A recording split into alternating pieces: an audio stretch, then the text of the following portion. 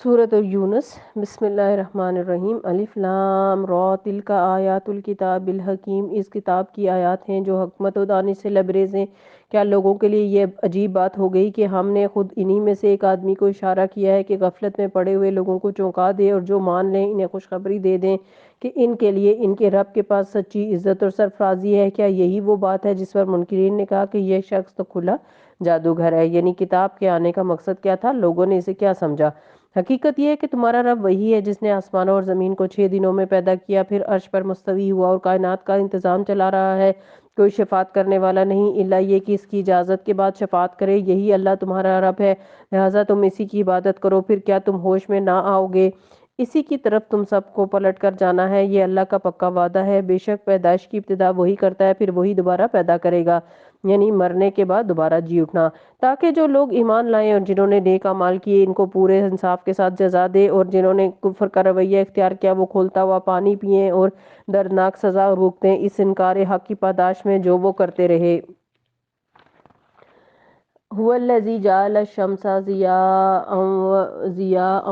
والقمر نورا، وہی ہے جس نے زمین کو اجالا بنایا اور چاند کو چمک دی اور چاند کے گھٹنے بڑھنے کی منزلیں ٹھیک ٹھیک مقرر کی تاکہ تم اس سے برسوں اور تاریخوں کے حساب معلوم کرو۔ اللہ نے یہ سب کچھ کھیل کے طور پر نہیں بنایا بلکہ بامقصد ہی بنایا ہے۔ وہ اپنی نشانیوں کو کھول کھول کر پیش کر رہا ہے ان لوگوں کے لیے جو علم رکھتے ہیں، اس لیے علم حاصل کرنا بہت ضروری ہے۔ یقیناً رات اور دن کے الٹ پھیر میں ہر چیز میں جو اللہ نے زمین و آسمان میں پیدا کی نشانیاں ہیں ان لوگوں کے لیے جو غلط بیانی سے بچنا چاہتے ہیں۔ ان الذین لا یرجون لقاءنا ورضوا بالحیاۃ الدنیا واطمأنوا بها والذین هم عن آیاتنا غافلون، حقیقت یہ ہے کہ جو لوگ ہم سے ملنے کی توقع نہیں رکھتے دنیا کی زندگی ہی پر راضی اور مطمئن ہو گئے ہیں، اور جو لوگ ہماری نشانیوں سے غافل ہیں ان کا آخری ٹھکانہ جہنم ہوگا، اور ان برائیوں کی پاداش میں جن کا اکتساب وہ اپنے اس غلط عقیدے اور طرز عمل کی وجہ سے کرتے رہے۔ تو دیکھیے یہ طرز عمل لا یرجونا لقاءنا، اللہ کے سامنے کھڑے ہونے کی، اللہ سے ملاقات کی کوئی توقع نہیں، ان کو خیال ہی نہیں، ذہن سے ہی نہیں گزرتا، ایمان ہی نہیں اس بات پر۔ ساری توجہ کہاں ہے؟ ورضوا بالحیات دنیا، صرف دنیا دنیا دنیا، واطمأنوا بها، اور اس پر پورے مطمئن ہیں کہ ہم لوگ کامیاب لوگ ہیں۔ اور قرآن کے ساتھ کیا معاملہ ہے؟ والذین هم عن آیاتنا غافلون، ہماری آیات سے غافل ہیں، ہماری نشانیوں سے غافل ہیں، چاہے وہ کائنات کی ہوں چاہے کتاب کی۔ یعنی آپ دیکھیں کہ اس وقت ہم سب الحمدللہ مسلمان ہیں، لیکن ہم میں سے کتنے پرسنٹ لوگ ایسے ہیں جو آخرت کے بارے میں سوچتے ہیں، جو دنیا کی زندگی کو حقیر سمجھتے ہوں، جو اللہ کی آیات پر غور و فکر کرتے ہیں اور ان کی زندگی آیات کے ارد گرد گھوم رہی ہو۔ میرا خیال ہے کہ 4-5% لوگ بھی ایسے نہیں ہیں 100 میں سے جن کے بارے میں ہم کہہ سکیں کہ وہ ان آیات کے مطابق چل رہے ہیں۔ اولئک مأواہم النار، ایسے لوگوں کا ٹھکانہ آگ ہے۔ یہ ایک پورا طرز زندگی ہے جس کے اوپر سزا بتائی جا رہی ہے، تو ہمیں غفلت کی زندگی نہیں جینا، کیونکہ غفلت کی زندگی تو وہ بسر کرتا ہے جو آخرت پر ایمان نہیں رکھتا۔ تو اب پھر کیا فائدہ کہ ہم سب کا ایمان تو ہے لیکن ہمارا دھیان نہیں ہے اس طرف، ہم اپنی غفلت کی وجہ سے خدا نخواستہ اللہ کو ناراض نہ کر بیٹھیں۔ ایسے لوگوں کا ٹھکانہ پھر آگ ہے جو ان کی کمائی کے بدلے میں انہیں ملے گا۔ ان الذین آمنوا وعملوا الصالحات یہدیہم ربہم بایمانہم، اور یہ بھی حقیقت ہے کہ جو لوگ ایمان لائے اور نیک اعمال کرتے رہے انہیں ان کا رب ان کے ایمان کی وجہ سے سیدھی راہ چلائے گا۔ یعنی جب انسان ایمان لاتا ہے، عمل صالح کرتا ہے تو ایمان بڑھتا ہے، جب ایمان بڑھتا ہے تو انسان کے اندر نیکی کا شوق بڑھتا ہے، اور اس طرح انسان کی زندگی سیدھے راستے پر چلتی چلی جاتی ہے۔ تو ایمان کی وجہ سے ہدایت ملے گی، یعنی پہلے ایمان لائیں، لا الہ الا اللہ پڑھے، اور اس کا تقاضا کے طور پر مثلا نماز پڑھی، عبادت کی، جب نماز پڑھی عبادت کی تو ایمان اور بڑھا، جب ایمان بڑھا تو اس نماز سے اٹھ کر زندگی کے باقی جتنے بھی پہلو ہیں ان میں بھی اچھے اچھے کام کرنے میں دوڑ لگا دی، اور پھر جب اللہ تعالیٰ نے بلایا پھر واپس آ گئے، تو ایمان عمل ایمان کو بڑھاتا چلا جاتا ہے، اور یہ ایک دوسرے کے مددگار ہوتے ہیں اور انسان کو سیدھی راہ ملتی چلی جاتی ہے۔ تجری من تحتہم الانہار، ان کے نیچے نہریں بہ رہی ہوں گی، فی جنات النعیم، نعمت بری جنتوں میں، دعواہم فیہا سبحانک اللہم وتحیتہم فیہا سلام وآخر دعواہم ان الحمد للہ رب العالمین، وہاں ان کی صدا یہ ہوگی یعنی جنت میں کہ پاک ہے تو اے ہمارے رب، ان کی یہ دعا قبول ہوگی اور سلامتی ہو، ان کی ہر بات کا خاتمہ اس پر ہوگا۔ ساری تعریف اللہ رب العالمین کے لیے ہے۔ کیا دنیا میں بھی ہماری ہر بات کا خاتمہ اس بات پر ہوتا ہے کہ الحمدللہ رب العالمین؟ الحمدللہ جب ہماری کوئی تعریف کرے، جب کبھی کوئی ہم سے خوش ہو تو فوراً کیا کہنا چاہیے؟ الحمدللہ، تعریف تو اللہ کے لیے۔ الحمدللہ کہہ کر ایک تو ہم شکر ادا کرتے ہیں، الحمدللہ ہم نے اچھا کام کیا۔ دوسرا یہ کہ اصل تعریف اللہ تعالیٰ کے لیے ہے۔ جو لوگ دنیا میں یہ طرز عمل اختیار کریں وہ آخرت میں بھی جب جنت میں پہنچیں گے تو کہیں گے کہ اللہ تیرا شکر ہے، تو نے یہ راستہ ہمیں دکھایا تو ہم یہاں پہنچے، ہمارے اندر کوئی کمال نہیں تھا۔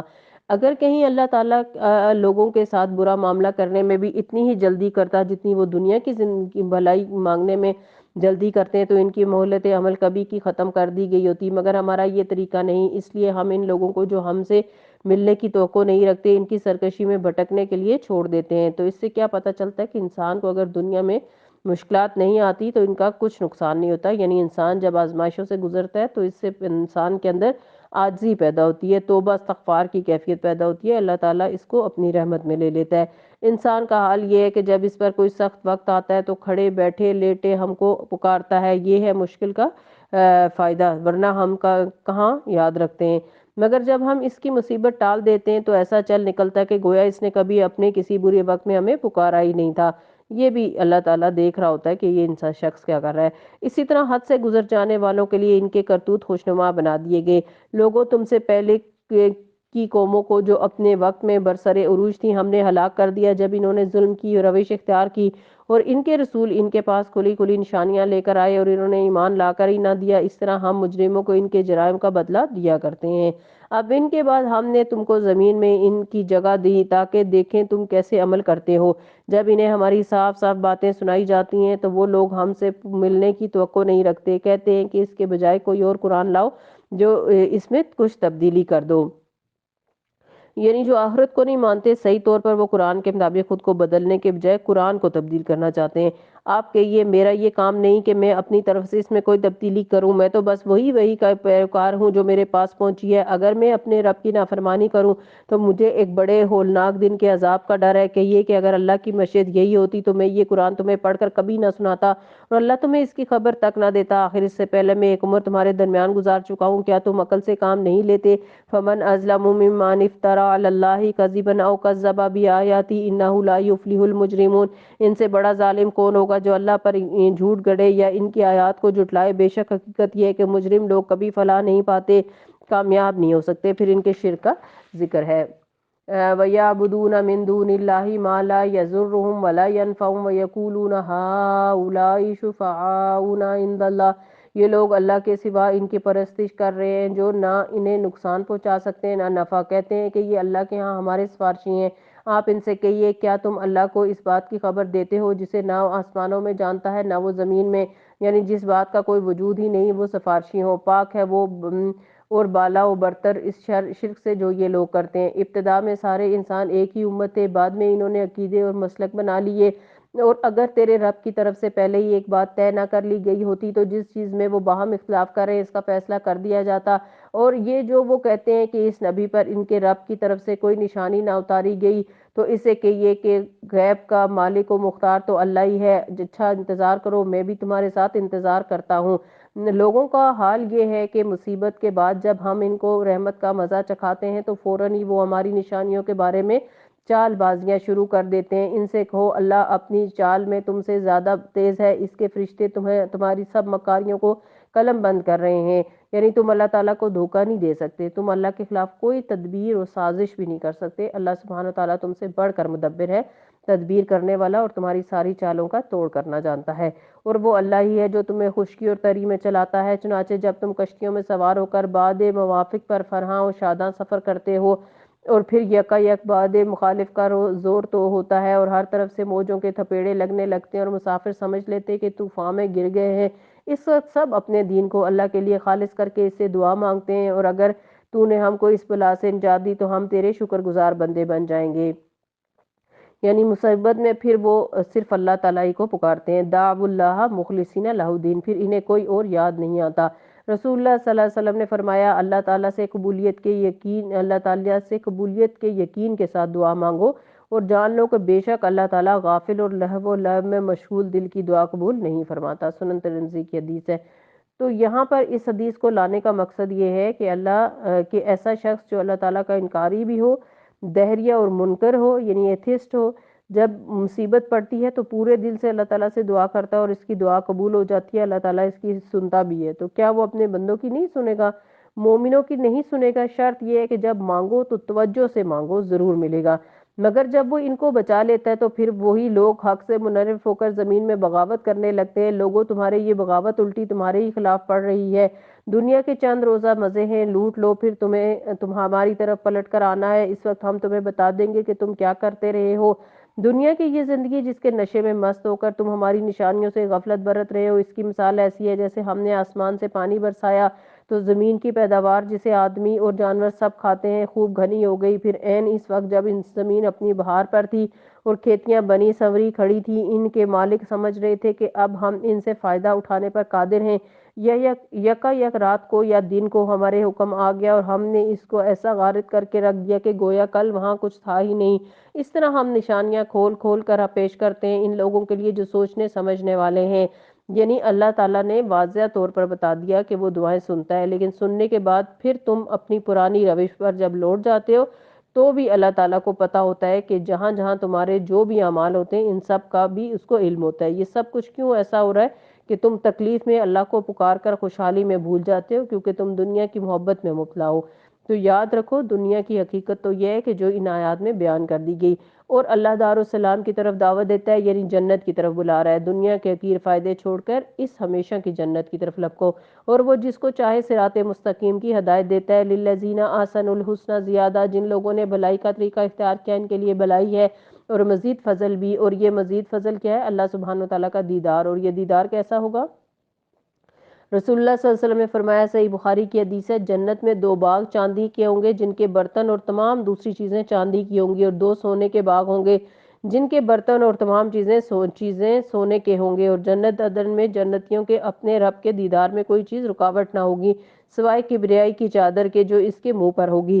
تو جو لوگ اچھے کام کرتے ہیں اللہ سبحانہ وتعالیٰ ان کو اپنا دیدار کروائے گا۔ کس طرح کروائے گا اس کی حقیقت اللہ تعالیٰ کو معلوم ہے، حدیث سے جو پتہ چلتا ہے وہ آپ کے سامنے رکھ دیا گیا ہے۔ ان کے چہروں پر روسیائی اور ذلت نہ چھائے گی، اللہ انہیں اعزاز و اکرام بخشے گا، وہ جنت کے مستحق ہیں جہاں وہ ہمیشہ رہیں گے۔ اور جن لوگوں نے برائیاں کمائی ان کی برائی جیسی ہے ویسے ہی وہ بدلہ پائیں گے، ذلت ان پر چھا رہی ہوگی مگر اللہ سے ان کو کوئی بچانے والا نہ ہوگا۔ ان کے چہروں پر ایسی تاریکی چھائی ہوگی جسے رات کے سیاہ پردے ان پر پڑے ہوں، وہ دوزخ کے مستحق ہیں جہاں وہ ہمیشہ رہیں گے۔ جس روز ہم ان سب کو ایک ساتھ اپنی عدالت میں اکٹھا کریں گے، پھر ان لوگوں سے جنہوں نے شرک کیا کہیں گے ٹھہر جاؤ تم بھی اور تمہارے شریک بھی، پھر ہم ان کے درمیان سے اجنبیت کا پردہ ہٹا دیں گے اور ان کے شریک کہیں گے کہ تم ہماری عبادت تو نہیں کرتے تھے، ہمارے اور تمہارے درمیان اللہ کی گواہی کافی ہے، اگر تم ہماری عبادت کرتے بھی تھے تو ہم تمہاری اس عبادت سے بالکل بے خبر تھے۔ یعنی دنیا میں ان فرشتوں کو دیوتا اور دیوی قرار دے کر لوگ ان کی پوجا کرتے ہیں، قیامت کے دن وہ فرشتے بالکل انکار کر دیں گے۔ جن انسانوں کو بزرگ پیر فقیر مان کر ان کی عبادت کرتے وہ ان سے بری ذمہ ہو جائیں گے، وہ کہیں گے ہم تو بالکل بے خبر تھے، ہمیں نہیں پتا کہ تم ہمارے دنیا سے آنے کے بعد پیچھے کیا کرتے رہو۔ اس وقت ہر شخص اپنے کیے کا مزہ چکھ لے گا، سب اپنے حقیقی مالک کی طرف پھیر دیے جائیں گے، اور وہ سارے جھوٹ جو انہوں نے گھڑ رکھے تھے گم ہو جائیں گے۔ ان سے پوچھو کون تم کو آسمان اور زمین سے رزق دیتا ہے؟ یہ سماعت اور بینائی کی قوتیں کس کے اختیار سے ہیں؟ کیا یہ فرشتے دے رہے ہیں، کوئی انسان دے رہے ہیں یا کوئی بزرگ؟ اگر بزرگ دیتے ہیں تو ان کی اپنی نگاہیں کیوں کمزور ہو جاتی ہیں؟ وہ خود کیوں بیمار پڑ جاتے ہیں؟ وہ مر کیوں جاتے ہیں؟ وہ قبر میں کیوں چلے جاتے ہیں؟ ساری طاقت اور اختیار، ہر نفع نقصان کا مالک صرف اللہ سبحانہ وتعالیٰ ہے۔ اس لیے جب بھی کوئی حاجت ہو تو صرف اللہ تعالیٰ سے مانگیں، اور جب بھی کسی مصیبت سے بچنا ہو تو کسی اور کو نہیں پکارے، صرف اللہ تعالیٰ کو پکارے۔ کون ہے بے جان میں سے جاندار کو اور جاندار میں سے بے جان کو نکالتا ہے؟ کون اس نظم عالم کی تدبیر کر رہا ہے؟ وہ ضرور کہیں گے اللہ۔ پھر تم حقیقت کے خلاف چلنے سے پرہیز کیوں نہیں کرتے؟ تب تو یہی اللہ تمہارا حقیقی رب ہے، پھر اس حق کے بعد گمراہی کے سوا باقی کیا رہ گیا؟ آخر تم کدھر پھرائے جا رہے ہو؟ اس طرح نافرمانی اختیار کرنے والوں پر تمہارے رب کی بات صادق آ گئی اور وہ مان کر نہ دیں گے۔ ان سے پوچھو تمہارے ٹھہرائے ہوئے شریکوں میں ہے کوئی جو تخلیق کی ابتدا بھی کرتا ہو، کچھ پیدا کیا ہو اور پھر اس کا اعادہ بھی کرے، یعنی ختم کر کے پھر دوبارہ بنا دے، کہو وہ صرف اللہ ہے جو تخلیق کی ابتدا کرتا ہے اور اس کا اعادہ بھی کرتا ہے، پھر یہ تم کس الٹی راہ پر چلائے جا رہے ہو؟ ان سے پوچھو تمہارے ٹھہرائے ہوئے شریکوں میں ایسا بھی کوئی ہے جو حق کی طرف رہنمائی کرتا ہو؟ کہو وہ صرف اللہ ہے جو حق کی طرف رہنمائی کرتا ہے، پھر بھلا بتاؤ جو حق کی طرف رہنمائی کرتا ہے وہ اس کا زیادہ مستحق ہے کہ اس کی پیروی کی جائے یا وہ جو خود راہ نہیں پاتا الا یہ کہ اس کی رہنمائی کی جائے؟ آخر تمہیں کیا ہو گیا ہے؟ کیسے الٹے فیصلے کرتے ہو؟ یعنی جسے خود ہدایت چاہیے وہ دوسروں کا رہنما کیسے ہو سکتا ہے؟ تو بندے تو خود رہنمائی کے محتاج ہیں، ہدایت تو اللہ دیتا ہے، اس لیے عبادت بھی اللہ ہی کی ہونی چاہیے۔ آیت نمبر 36۔ حقیقت یہ ہے کہ ان میں سے بہت سے لوگ محض قیاس اور گمان کے پیچھے چلتے چلے جا رہے ہیں، حالانکہ گمان حق کی ضرورت کو کچھ بھی پورا نہیں کرتا جو کچھ یہ کر رہے ہیں۔ اللہ اس کو خوب جانتا ہے، اور یہ قرآن وہ چیز نہیں جو اللہ کی وحی اور تعلیم کے بغیر تصنیف کر لیا جائے، کوئی انسان اس کو نہیں بنا سکتا، بلکہ یہ تو جو کچھ پہلے آ چکا تھا اس کی تصدیق اور الکتاب کی تفصیل ہے، اس میں کوئی شک نہیں، یہ اللہ رب العالمین کی طرف سے ہے۔ کیا یہ لوگ کہتے ہیں کہ پیغمبر نے اسے خود تصنیف کر لیا؟ کہو اگر تم اپنے اس الزام میں سچے ہو تو ایک صورت اس جیسی تصنیف کر لاؤ اور ایک اللہ کو چھوڑ کر جس کو بلا سکتے ہو مدد کے لیے بلا لاؤ۔ اصل یہ ہے کہ جو چیز ان کے علم کی گرفت میں نہیں آئی اور جس کا انجام بھی ان کے سامنے نہیں آیا اس کو انہوں نے جھٹلا دیا، اسی طرح تو ان سے پہلے کے لوگ بھی جھٹلا چکے۔ پھر دیکھ لو ان ظالموں کا کیا انجام ہوا، ان میں سے کچھ لوگ ایمان لائیں گے اور کچھ نہیں لائیں گے، اور تیرا رب ان مفسدوں کو خوب جانتا ہے۔ اگر یہ تجھے جھٹلاتے ہیں تو کہہ دیں میرا عمل میرے لیے ہے اور تمہارا عمل تمہارے لیے، جو کچھ میں کرتا ہوں اس کی ذمہ داری سے تم بری ہو اور جو کچھ تم کرتے ہو اس کی ذمہ داری سے میں بری ہوں۔ وَمِنْهُمْ مَنْ يَسْتَمِعُونَ إِلَيْكَ أَأَنْتَ تُسْمِعُ الصُّمَّ وَلَوْ كَانُوا لَا يَعْقِلُونَ۔ ان میں سے بہت سے لوگ ہیں جو تیری بات سنتے ہیں لیکن حقیقت میں سنتے کوئی نہیں، سنتے تو سمجھ نہ جاتے، سمجھ کے ایمان نہ لے آتے۔ مگر کیا تم بہروں کو سناؤ گے خواہ وہ کچھ نہ سمجھتے ہوں؟ ان میں سے بہت سے لوگ ہیں جو آپ کو دیکھتے ہیں، مگر کیا آپ اندھوں کو راہ بتائیں گے خواہ کچھ نہیں سوچتے، خواہ انہیں کچھ نہ سوچتا ہو؟ حقیقت یہ ہے کہ اللہ لوگوں پر ظلم نہیں کرتا، لوگ خود ہی اپنے اوپر ظلم کرتے ہیں۔ آج یہ دنیا کی زندگی میں مست ہیں اور جس روز اللہ ان کو اکٹھا کرے گا تو یہی دنیا کی زندگی انہیں ایسے محسوس ہوگی گویا یہ محض ایک گھڑی بھر آپس میں جان پہچان کرنے کو ٹھہرے، بس اتنی سی دیر کے لیے لوگوں کو پہچانا ہی نہیں اور ابھی بات ختم۔ اس وقت تحقیق ہو جائے گا کہ فی الواقعہ سخت گھاٹے میں رہے وہ لوگ جنہوں نے اللہ کی مدد کو جھٹلایا اور ہرگز وہ راہ راست پر نہ تھے۔ جن برے نتائج سے ہم انہیں ڈرا رہے تھے ان کا کوئی حصہ ہم تیرے جیتے جی دکھا دیں یا اس سے پہلے ہی تجھے اٹھا لیں، بہرحال انہیں آنا ہماری ہی طرف ہے اور جو کچھ یہ کر رہے ہیں اس پر اللہ گواہ ہے۔ ہر امت کے لیے ایک رسول ہے، پھر جب اس امت کے پاس اس کا رسول آ جاتا ہے تو اس کا فیصلہ کر دیا جاتا ہے پورے انصاف کے ساتھ اور اس پر ذرہ برابر بھی ظلم نہیں کیا جاتا۔ یعنی جب پیغمبر آتا ہے دعوت دیتا ہے، لوگ کچھ مان لیتے ہیں اور کچھ نہیں مانتے، تو نہیں مانتے جنہیں انہیں مہلت دی جاتی ہے، بار بار سمجھایا جاتا ہے اور بالآخر پکڑ لیا جاتا ہے، اور یہ پکڑ پھر ظلم نہیں ہوتی جیسے قوم نوح علیہ السلام یا قوم لوط علیہ السلام یا عاد اور سمود کی ہوئی تھی قوم فرعون کی۔ کہتے ہیں کہ اگر تمہاری یہ دھمکی سچی ہے تو آخر یہ کب پوری ہوگی، کب قیامت آئے گی اور کب عذاب آئے گا؟ کہ یہ میرے اختیار میں خود اپنا نفع نقصان بھی نہیں، سب کچھ اللہ کی مشیت پر موقوف ہے، یعنی اختیارات کا مالک تو سراسر اللہ ہے۔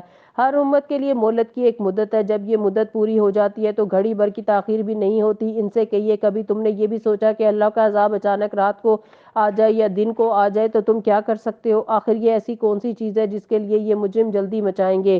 عذاب بھی ایسی چیز ہے جس کا انتظار کیا جائے، اس سے تو انسان کو پناہ مانگنی چاہیے، لیکن یہ مشرکین مکہ عذاب کے مانگتے تھے۔ کیا جب وہ تم پر آ پڑے اسی وقت تم اسے مانو گے؟ اب بچنا چاہتے ہو؟ اس وقت کہیں گے کہ یا اللہ ہمیں اس سے بچا، ہم اس میں نہیں جانا چاہتے، حالانکہ تم خود ہی اس کی جلدی آنے کا تقاضا کر رہے تھے۔ پھر ظالموں سے کہا جائے گا اب ہمیشہ کے عذاب کا مزہ چکھو، جو کچھ تم کرتے رہے اس کی پاداش کے سوا اور کیا بدلہ تم کو دیا جا سکتا ہے؟ پھر پوچھتے ہیں کہ کیا واقعی یہ سچ ہے جو تم کہہ رہے ہو؟ کہو میرے رب کی قسم یہ بالکل سچ ہے اور تم اتنا بلبوتا نہیں رکھتے کہ اس سے ظہور میں آنے سے روک دو۔ اگر ہر اس شخص کے پاس جس نے ظلم کیا روئے زمین کی دولت بھی ہو تو اس عذاب سے بچنے کے لیے وہ اسے فدیے میں دینے پر آمادہ ہو جائے۔ جب یہ لوگ اس عذاب کو دیکھ لیں گے تو دل ہی دل میں پچھتائیں گے، مگر ان کے درمیان پورے انصاف سے فیصلہ کیا جائے گا، کوئی ظلم ان پر نہ ہوگا۔ آسمانوں اور زمین میں جو کچھ ہے اللہ کا ہے، سن رکھو اللہ کا وعدہ سچا ہے، مگر اکثر لوگ جانتے نہیں ہیں۔ وہی زندگی بخشتا اور وہی موت دیتا اور اسی کی طرف تم سب کو پلٹنا ہے۔ آیت 57 یا ایوہ الناس قد جاءتکم موعظۃ من ربکم وشفاء لما فی الصدور وہدی ورحمۃ للمؤمنین۔ اے لوگو تمہارے پاس تمہارے رب کی طرف سے نصیحت آ چکی ہے، یہ وہ چیز ہے جو دلوں کے امراض کی شفا ہے۔ کیا چیز، کون سی چیز کی بات ہو رہی ہے یہاں؟ قرآن پاک کی۔ قرآن بیماریوں کا علاج ہے۔ عائشہ رضی اللہ عنہ سے مروی ہے، سلسلۃ الصحیحہ کی حدیث ہے، رسول اللہ صلی اللہ علیہ وسلم ایک مرتبہ ان کے پاس تشریف لائے تو دیکھا کہ ایک عورت عائشہ رضی اللہ عنہ کا علاج کر رہی ہے یا ان کو دم کر رہی ہے، تو آپ صلی اللہ علیہ وسلم نے فرمایا کتاب اللہ یعنی قرآن مجید کے ساتھ اس کا علاج کرو۔ تو قرآن مجید جو ہے وہ شفا ہے، جیسے سورہ فاتحہ پڑھنا خاص طور پر اگر مریض کے پاس بار بار پڑھی جائے تو رقیہ پڑھا جائے تو باذن اللہ شفا ہوتی ہے۔ فرمایا یہ دلوں کے امراض کی شفا ہے، جو اسے قبول کر لے تو اس کے لیے رہنمائی اور رحمت بھی ہے، یعنی شفا بھی ہے، ہدایت بھی اور رحمت بھی۔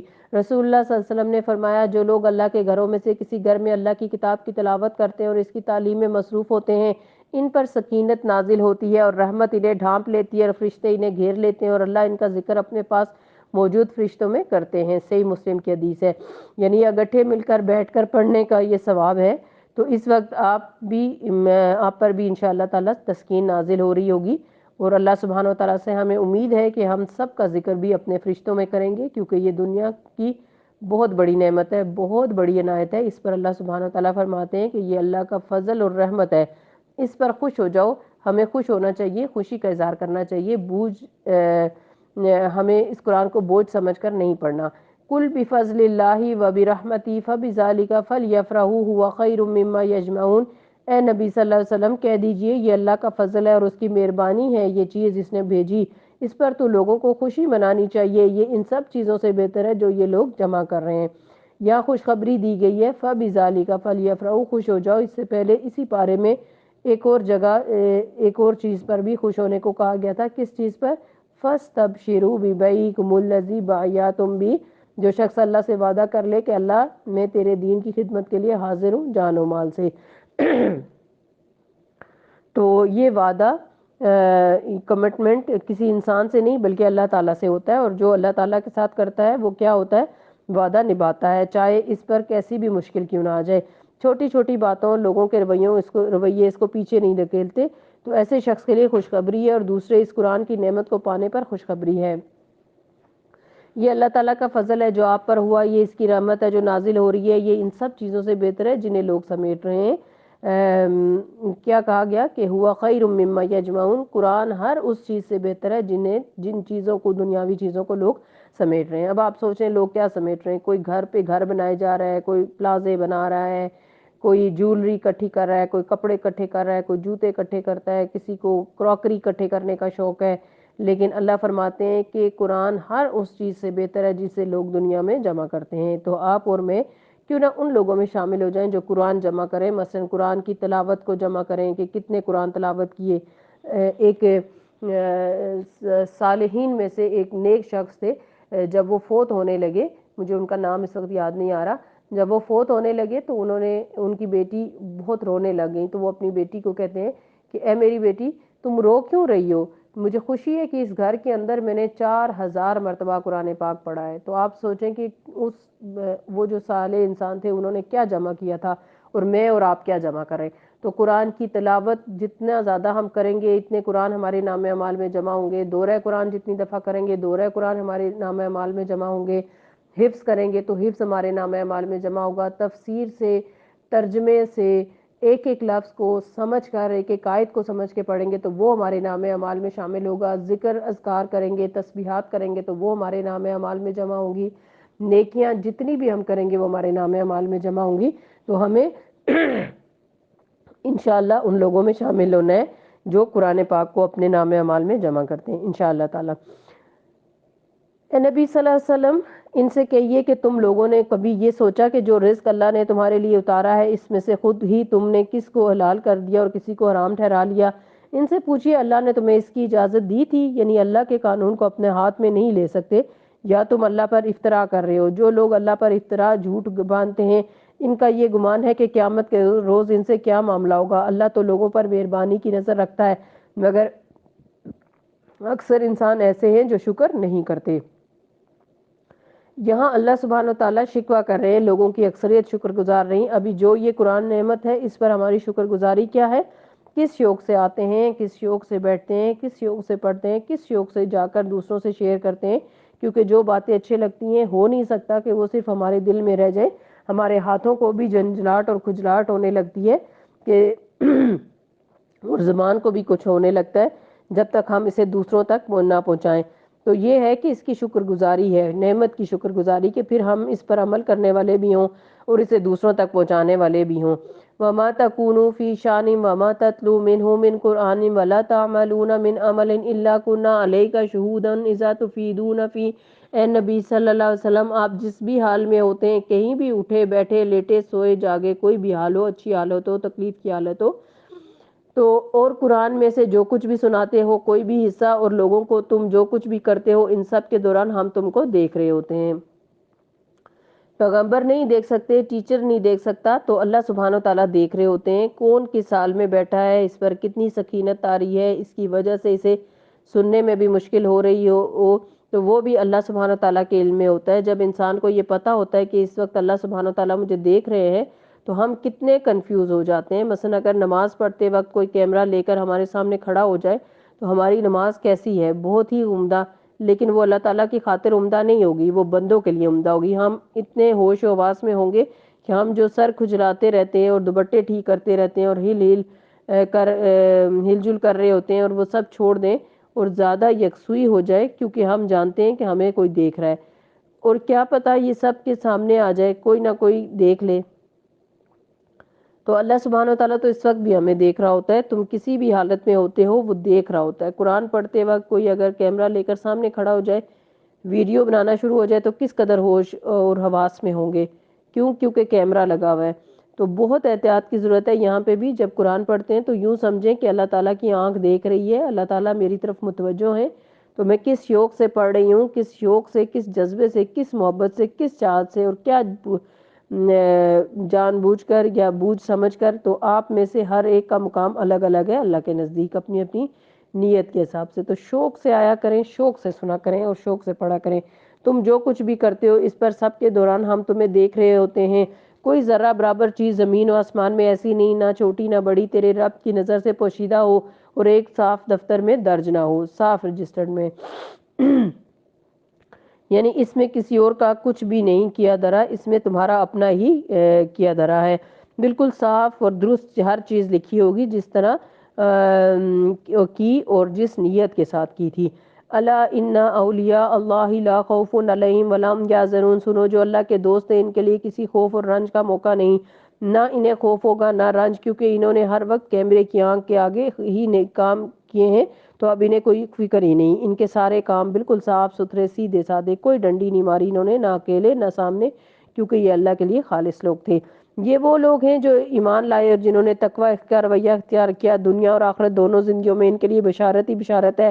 اللہ کی باتیں بدل نہیں سکتی، یہی بڑی کامیابی ہے۔ اے نبی صلی اللہ علیہ وسلم، جو باتیں یہ لوگ تم پر بناتے ہیں وہ تمہیں رنجیدہ نہ کریں۔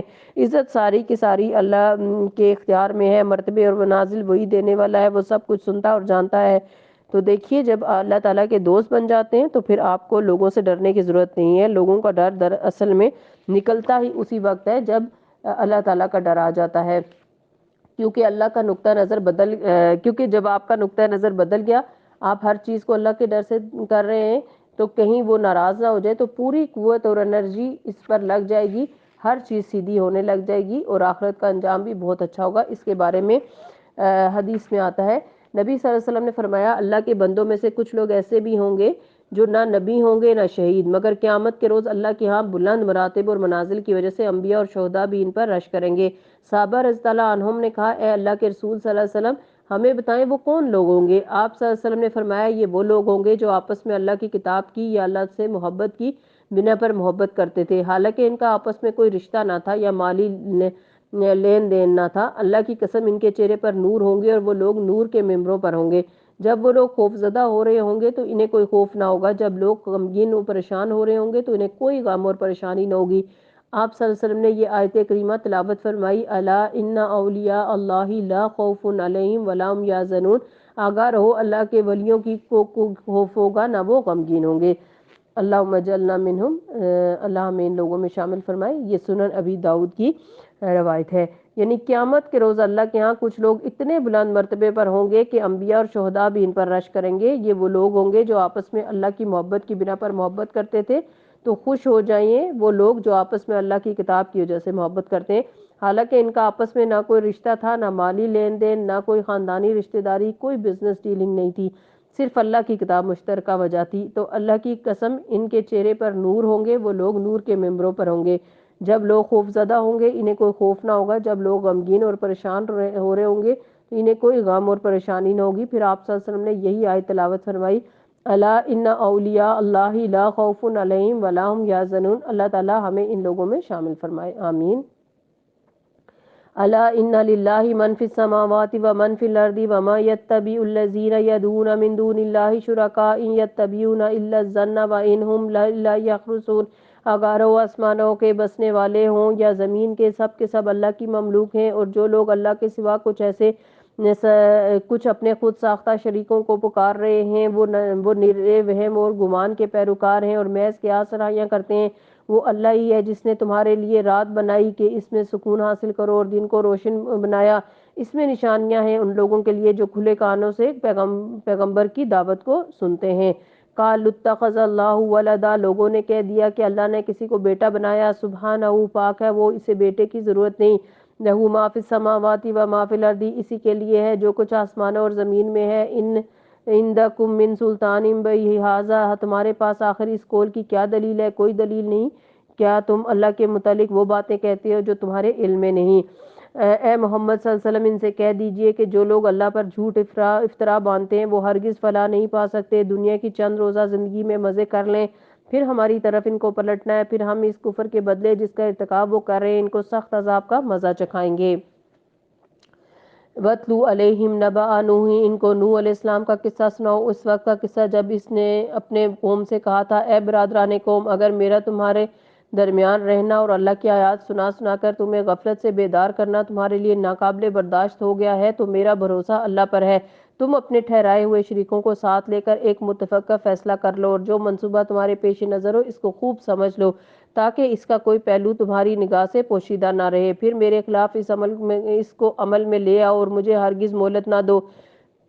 تم نے میری نصیحت سے منہ موڑا تو میرا کیا نقصان، میں تم سے کسی اجر کا طلبگار نہ تھا، میرا اجر تو اللہ کے ذمہ ہے۔ مجھے حکم دیا گیا ہے خواہ کوئی مانے یا نہ مانے میں خود مسلم بن کر رہوں۔ انہوں نے اسے جھٹلا دیا اور نتیجہ یہ ہوا کہ ہم نے اسے اور ان لوگوں کو جو اس کے ساتھ کشتی میں سے بچا لیا، انہی کو زمین میں جانشین بنایا اور ان سب لوگوں کو غرق کر دیا جنہوں نے ہماری آیات کو جھٹلا دیا۔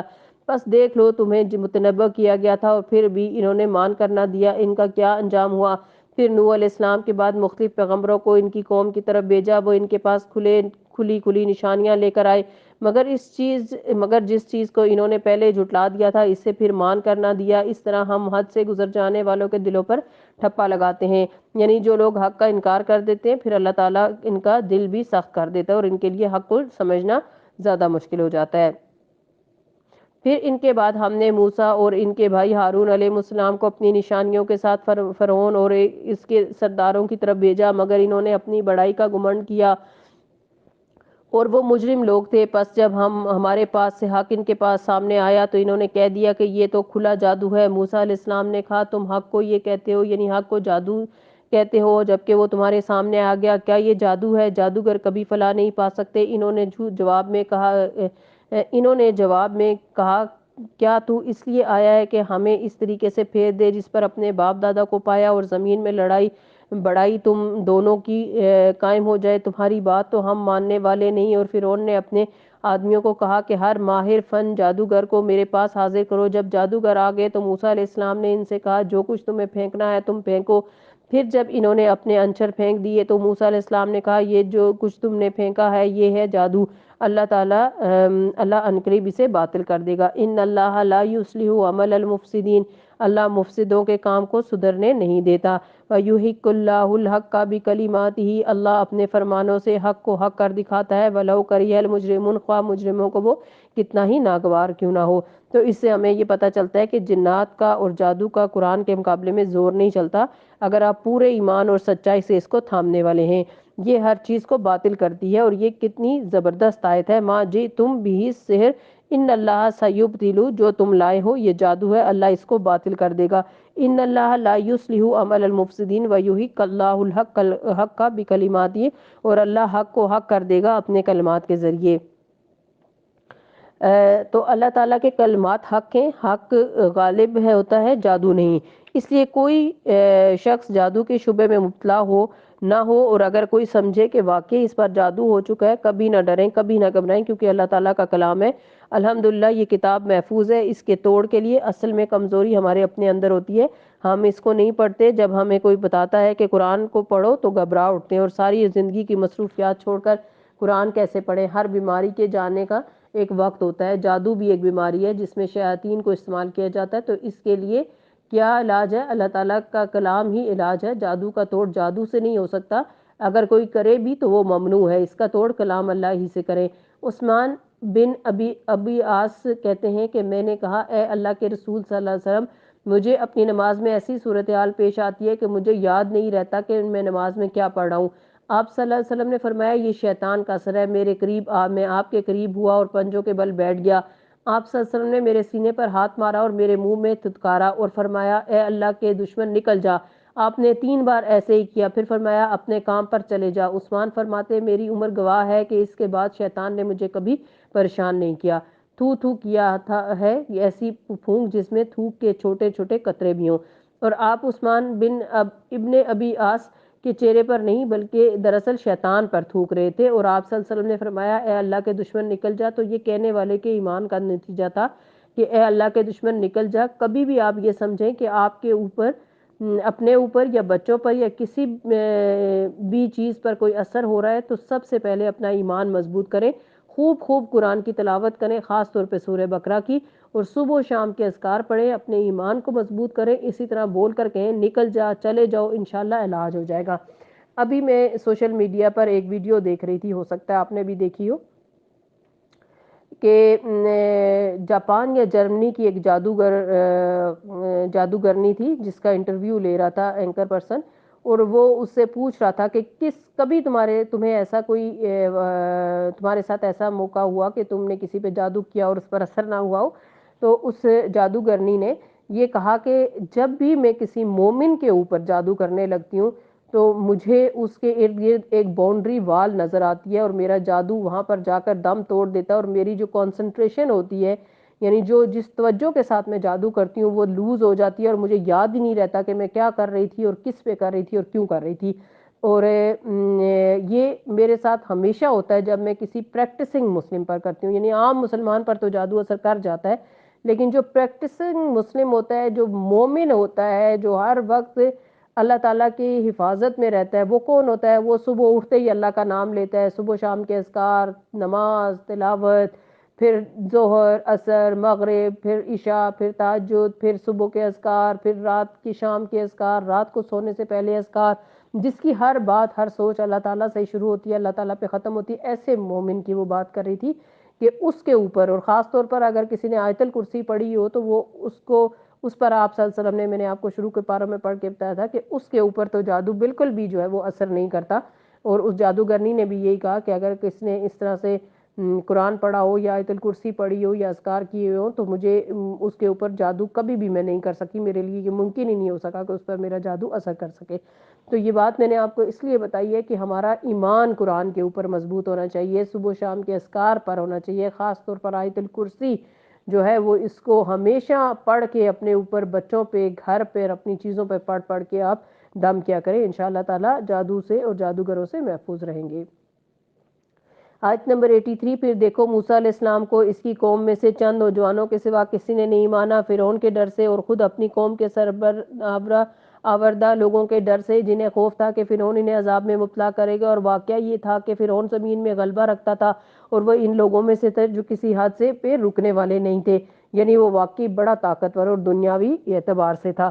موسیٰ علیہ السلام نے اپنی قوم سے کہا، لوگو اگر تم واقعی اللہ پر ایمان رکھتے ہو تو اس پر بھروسہ کرو، اگر مسلم ہو۔ فَقَالُوا عَلَى اللَّهِ تَوَكَّلْنَا رَبَّنَا لَا تَجْعَلْنَا فِتْنَةً لِلْقَوْمِ الظَّالِمِينَ۔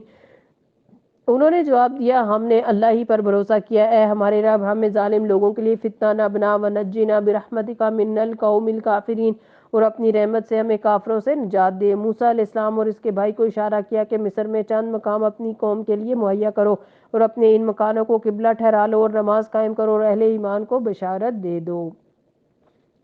یعنی باقاعدہ مساجد مراکز بنانے سے اگر منع کر دیا گیا ہے، پابندیاں لگ گئی ہیں، تو گھروں کو ہی مسجد بنا لو۔ جیسے آپ دیکھیں ترکی میں کچھ عرصہ پہلے یعنی کافی عرصے سے ترکی میں حجاب پر پابندی لگا دی گئی، تو اسی لیے اسی طرح اگر کسی علاقے میں اسلام کو پریکٹس کرنے پہ پابندی لگ جائے تو گھروں کو اپنی مسجد بنا لیا جائے، مرکز بنا لیا جائے، وہیں پہ نمازیں پڑھی جائیں، وہیں پہ قرآن پڑھایا سکھایا جائے، وہاں اکٹھے ہو کر نماز پڑھنا شروع کر دو۔ تو ایسے علاقوں میں جہاں لوگوں کے پاس دور دور مساجد نہیں ہوتی ہیں، وہ اپنے گھر کا کوئی کونا مسجد بنا لیں جس میں اکٹھے ہو کر نماز پڑھیں۔ اس سے الحمدللہ آپ دیکھیں گے کہ یورپ اور امریکہ وغیرہ میں لوگوں نے اپنے بیسمنٹ میں مصلے بنائے ہوئے ہیں۔ مصلے کا مطلب کہ ایسی مسجد کی جگہ جہاں لوگ مل کر نماز باجماعت ادا کریں، یعنی لوگ جو اپارٹمنٹس میں رہتے ہیں وہ بلڈنگز کا کوئی حصہ کرائے پر لے لیتے ہیں اور اس کو مصلی بنانے کا اعلان کر دیتے ہیں۔ وہاں باقاعدہ مسجد کی طرح اذانیں نہیں ہوتی سب کے لیے، لیکن نماز کے وقت سب وہاں اکٹھے ہو جاتے ہیں، اور یہ بہت ہی خوبصورت رجحان ہے۔ اسی طرح کسی گاؤں دیہات وغیرہ میں اگر مسجد نہیں تو وہاں بھی ایسے کیا جا سکتا ہے۔ یہاں اپنا زبردست حل پیش کیا جا رہا ہے کہ جب باہر سے پابندیاں لگ جائیں تو بھی اللہ تعالیٰ کا ذکر نہ چھوڑو، اور جہاں موقع ملے اکٹھے ہو کر اللہ تعالیٰ کا ذکر کرو، کیونکہ اکٹھے ہونے میں برکت ہے۔ اب یہاں فرعون اور اس کے سرداروں کے بھی بھٹکنے کی وجہ بتائی جا رہی ہے، اور وہ یہ ہے کہ دنیا کی زینت اور دنیا کی محبت۔ وَقَالَ مُوسَىٰ رَبَّنَا إِنَّكَ آتَيْتَ فِرْعَوْنَ وَمَلَأَهُ زِینَةً وَأَمْوَالًا فِي الْحَیَاةِ الدُّنْیَا۔ موسیٰ علیہ السلام نے دعا کی کہ اے ہمارے رب، تو نے فرعون اور اس کے سرداروں کو دنیا کی زندگی میں زینت اور اموال سے نوازے رکھا، اور اے رب کیا یہ اس لیے ہے کہ وہ لوگوں کو تیری راہ سے بھٹکائیں؟ اے رب ان کے مال و غارت کر دے اور ان کے دلوں پر ایسی مہر کر دے کہ یہ ایمان نہ لائیں جب تک دردناک عذاب نہ دیکھ لیں۔ اللہ تعالیٰ نے جواب میں فرمایا، تم دونوں کی دعا قبول ہو گئی، ثابت قدم رہو اور ان لوگوں کے طریقے کی ہرگز پیروی نہ کرو جو علم نہیں رکھتے، اور ہم بنی اسرائیل کو سمندر سے گزار لیں گے۔ پھر فرعون اور اس کے لشکر ظلم و زیادتی کی غرض سے ان کے پیچھے چلے، حتیٰ کہ جب فرعون ڈوبنے لگا تو بول اٹھا، میں نے مان لیا اللہ کو اس کے سوا کوئی الہ نہیں جس پر بنی اسرائیل ایمان لاتے تھے، اور میں بھی سر تسلیم اطاعت جھکانے والوں میں سے ہوں۔ آمنت انہ لا الہ الا اللہ الذی آمنت بہ بنو اسرائیل وانا من المسلمین، میں بھی مسلمان ہوں، یعنی مرتے وقت تو فرعون نے بھی اسلام کا اظہار کیا۔ کیا اب ایمان لاتے ہو حالانکہ اس سے پہلے تک تو نافرمانی کرتا رہا اور تو فساد برپا کرنے والوں میں سے تھا؟ اب تو ہم تیری لاش ہی کو بچائیں گے تاکہ تو بعد کی نسلوں کے لیے نشان عبرت بنے، اگرچہ بہت سے انسان ایسے ہیں جو ہماری نشانیوں سے غفلت برتتے رہے۔ تو اللہ سبحانہ وتعالیٰ کا یہ قول سچ ثابت ہوا، اور فرعون کی لاش آج بھی پریزروڈ ہے جو ڈوبنے کے بعد ملی تھی، اور اس کی صداقت کے طور پر جب اس کی ممی کے جسم سے پٹیاں اتاری گئیں تو ان پٹیوں میں نمک کی تہ تھی۔ اس سے یہ پتہ چلتا ہے کہ یہ وہ فرعون ہے جو ڈوب کے مرا تھا، اور پھر جب فرعون اور اس کے اہلکاروں سے نجات ہوئی تو بنی اسرائیل کو اللہ تعالیٰ نے اچھا ٹھکانہ عطا کیا، اور ہم نے بنی اسرائیل کو بہت اچھا ٹھکانہ دیا اور نہایت عمدہ وسائل زندگی انہیں عطا کیے۔ پھر انہوں نے باہم اختلاف نہیں کیا مگر اس وقت جب علم آنے کے ان کے پاس آ چکا، یعنی دین میں جو تفرقہ بازی کی وہ علم آنے کے بعد کی۔ یعنی انسانوں کا حال یہ ہے کہ ایک وقت ہوتا ہے انسان پر جہالت کا اور وہ غلط کام کرتا ہے، شیطان اس کے پیچھے ہوتا ہے، پھر اللہ تعالیٰ اس کو روشنی دیتا ہے، اس کو انعام و اکرام سے نوازتا ہے، اس کو دین کا علم دیتا ہے۔ اب فرض کیا بنتا ہے کہ شکر گزار بن کر رہے، اطاعت کریں، لیکن اب حال کیا ہو جاتا ہے کہ شیطان پھر پیچھے لگ جاتا ہے، علم کا غرور اور تکبر پیدا ہو جاتا ہے، اور اس غرور کی وجہ سے باہم علم والوں کو لڑواتا ہے، اور پھر ہر کوئی 1.5 انچ کی الگ مسجد بنا لیتا ہے، اور یوں پھر شیطان انسان کے اعمال برباد کروانے کی کوشش کرتا ہے۔ بنی اسرائیل کے ساتھ بالکل ایسا ہی ہوا۔ ایک وقت تھا وہ فرعون کی غلامی میں تھے، اور پھر اللہ نے انہیں نجات دی، پھر ان کو ہر طرح کے وسائل دیے، کتاب دی، تورات دی، پیغمبر دیے، ان کو ان کا ملک واپس لوٹایا، سب نعمتیں دی، ان کے اندر بادشاہ بھیجے، پھر ان کے اندر علم کی سرکشی آ گئی، علم کا غرور آ گیا، اور آپس میں بٹ گئے اور تفرقہ بازی شروع کر دی، حتیٰ کہ انہوں نے اپنی سلطنتیں بھی بانٹ لی اور کہنے لگے اور کہنے کو سب اس وقت مسلمان ہی ہیں۔ یقیناً تیرا رب قیامت کے روز ان کے درمیان اس چیز کا فیصلہ کر دے گا جس میں وہ اختلاف کر رہے ہیں۔ اب تجھے اگر اس ہدایت کی طرف سے کچھ بھی شک ہے جو ہم نے تجھ پر نازل کی تو ان لوگوں سے پوچھ لے جو پہلے کتاب پڑھ رہے ہیں۔ فی الواقعہ یہ تیرے پاس حق ہی ہے اور تیرے رب کی طرف سے، لہٰذا تو شک کرنے والوں میں سے نہ ہونا اور ان لوگوں میں نہ شامل ہونا جنہوں نے اللہ کی آیات کو جھٹلایا، ورنہ تم نقصان اٹھانے والوں میں سے ہوگے۔ ان الذین حقت علیہم کلمۃ ربک لا یؤمنون، حقیقت یہ ہے کہ جن لوگوں پر تیرے رب کا قول راست آ گیا، ان کے سامنے خواہ کوئی نشانی بھی آ جائے وہ کبھی ایمان لا کر نہیں دیتے جب تک کہ دردناک عذاب سامنے آتا نہ دیکھ لیں، جیسے فرعون نے کیا۔ کیونکہ وہ حق کے طالب نہیں ہوتے نا، تو اس لیے نشانی نہیں دکھتی انہیں۔